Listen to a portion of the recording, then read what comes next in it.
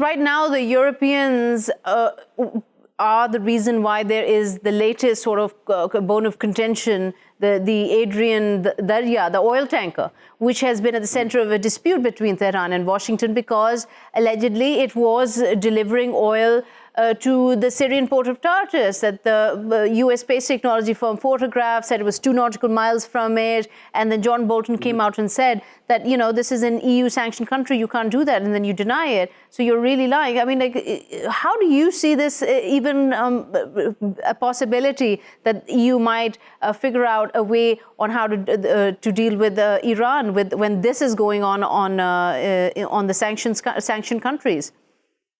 Well, it's important to remember that this whole talk about sanctions against Syria is a lot of nonsense. There are no sanctions. There are no EU sanctions on preventing Syria from importing oil. There just isn't.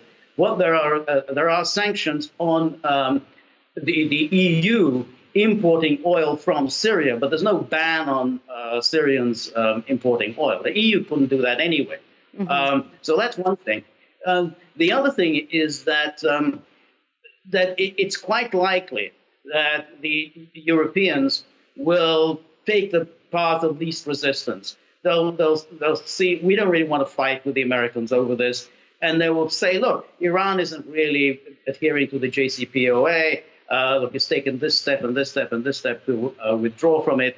We don't need to fight for this. Okay. I think that's a likely scenario.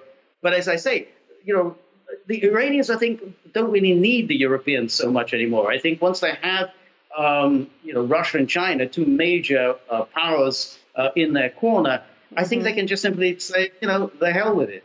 That train has left the station. Right. And I think that very shortly the JCPOA will be no more. It'll just be in the history books.